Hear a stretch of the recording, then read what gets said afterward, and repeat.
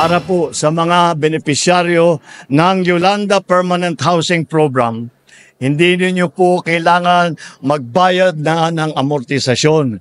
Libre na po ang inyong bahay at lote. Ngayon, inihahandog namin ang mahigit 3,500 bahay, bahagi ng mga proyektong matatapos na sa Leyte, sa Samar at sa Biliran. Mula rito, mahigit 1,000, 900 bahay ang naipamahagi na sa ating mga benepisyaryo. Para po sa mga benepisyaryo ng Yolanda Permanent Housing Program, hindi ninyo po kailangan magbayad na ng amortisasyon. Libre na po ang inyong bahay at lote. Hindi na po kayo sisingilin ng NHA dahil bigay na po ito sa inyo ng inyong pamahalaan. Ang hiling po namin sa mga benepisyaryo ay mapalagaan naman ninyo ang mga pabahay na ito. Sa DHSUD, DSUD at sa NHA, inaasahan ko na palalawigin pa ninyo ang pagtuklas at paggamit ng mga disenyo ng pabahay na mas matibay pa, mas angkop sa pagbabago ng klima at hamon ng panahon. Kaugnay dito, tuloy-tuloy ang ating pagsulong ng mga hakbang upang mabawasan ang pinsalang bunsod ng mga kalamidad.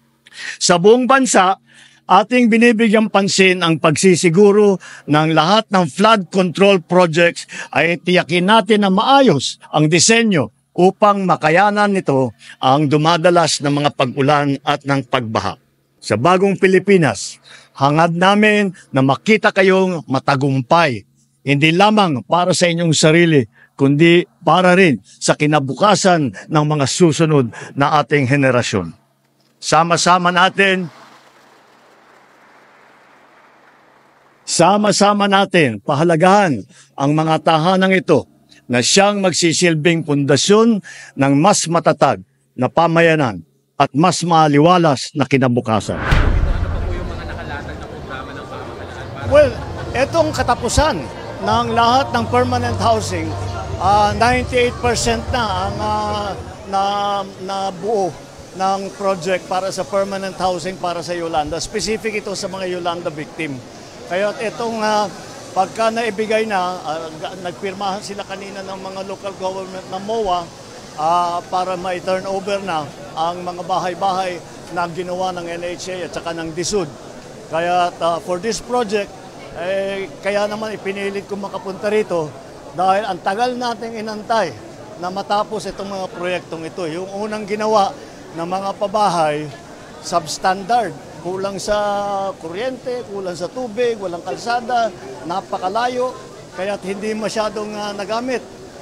Ngunit ang ginawa natin ay ngayon, nagbigay tayo ng kaunting pondo pa para yung mga NHA na ginawa na una na technically substandard ay inayos na at pwedeng magamit, inaayos ng mga local government. Lalong-lalo na yung sa Tacloban, kasi yung Tacloban ang pinaka-inuna na ginawa ng bahay, nagka-problema. Kaya yun, ganun, lahat ng mga NHA project na ganun na hindi magamit, ay gagawin natin ng paraan upang maging mas maganda, maging technically na matibay-tibay para maharap naman ang ating mga bagyo na inaasahan natin darating dito sa Pilipinas pa. Sir, occupied housing units po yun lang sa Tacloban, like the rest of the Region 8. Anong order natin sa NHA, sa LGU, sir, para mabilis sila ma-occupy? Yun na yung sinabi ko, inaayos namin. Hindi nga. Unoccupied pa, sir. Kaya nga, inaayos nga. That's what I was saying. Na inaayos natin yung unoccupied. Ang unoccupied yun, maraming dahilan. Pero ang ginagawa natin para magamit nga ng tao ay binigyan natin ng pondo ang mga local government para maayos nila, para magamit na ng tao. Sir, on other matters, the DA is set to declare po food security emergency. What is your thought on this, sir? Well, we are still waiting for the recommendation of the Price Coordinating Council, but siguro next week matatanggap na formally ng DA yung kanilang rekomendasyon. And the recommendation, I believe, is going to be to declare an emergency The reason that we are doing this is ginawa na natin lahat upang ibaba ang presyo ng bigas. Ngunit the market is not being allowed to work properly. Hindi nasusundan ang demand and supply curve dahil hanggang ngayon kahit ibaba mo lahat ng inputs, ang pagbenta pa rin mataas pa rin. And so we have to force that price down and we have to make sure that the market works properly, na walang friction cost na nangyayari dahil sa sari-sari iba't ibang bagay at yung iba doon illegal, kaya ito nang iniimbestigahan ngayon ng Kongreso. Regarding sa sexuality, For? comprehensive sexuality education para sa students, this is going to continue. The comprehensive sexuality education. Of course. What's your stand? Is it going to continue? Basta education, I'm in support of it. Always, always. Education. Okay, ulitin ko what I used to say in the campaign.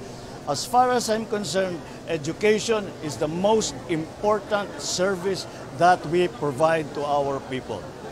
And in many cases, you can consider it to be a right of people to be properly educated. So, katungkulan talaga ng pamahalaan. Sir, ang question po niya, sexuality education. Oh, sexuality education. What?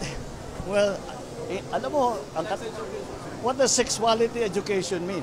Lalaki ka o babae ka, tapos na. What?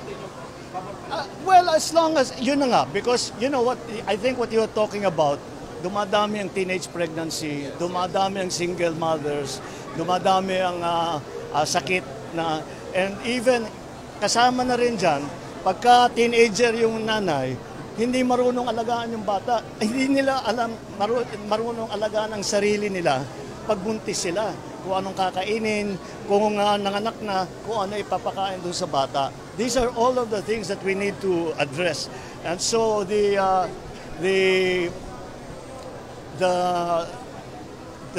teaching of this in our schools is very, very, very important. And to make young people especially knowledgeable about what are the options that are truly available to us and what the consequences are of having a child too soon, too early. Children having children is a very difficult situation for both the child and the parent. Sir, is it safe to say that for this year you are dealing with a less than optimal, less than ideal budget? And how are you going to deal with this? Lalo na po this year you will cross the halfway point in your term. Well, perhaps the budget as was passed, you could describe it as suboptimal. But we are remedying that situation and we are returning the most, well, let me put it simply. Ang ginagawa natin ay yung mga masyadong nawala sa NEP, sa National Expenditure Program, na hindi na nabigyan ng pondo, ay hinahanapan namin ng mga savings para maibalik ang mga pondo yan, kagaya sa edukasyon, kagaya sa health, kagaya mga pabahay. Sir, budget ng opisina ninyo gagamitin niyo yata sa branding. I'm sorry? So for tourism, you will use tourism, yes, we already were able to. Natanggal yung branding budget nila, maibabalik natin. So this is what we are doing. So maybe as I said, the original budget can be described as suboptimal. We are working to make it optimal once again. Sir, your thoughts on JPA's thoughts on impeachment and the INC rally? Well, you know, JPE is one of our best legal thinkers in the country, and he is right. There is a consequence to. There will be a precedence, and it will be very problematic.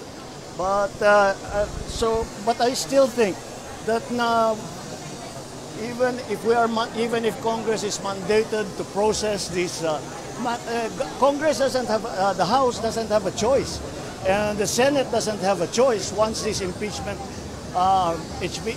complaints are filed. But I don't think that now is the time to go through that. So, paubayan na muna natin sa ating... Total, as a practical matter, papasok na tayo sa campaign period. Wala ng congressman, wala ng senador dahil nangangampanya na sila. Hindi tayo makakapagbuo ng quorum. And so, as a practical matter, the timing is very poor.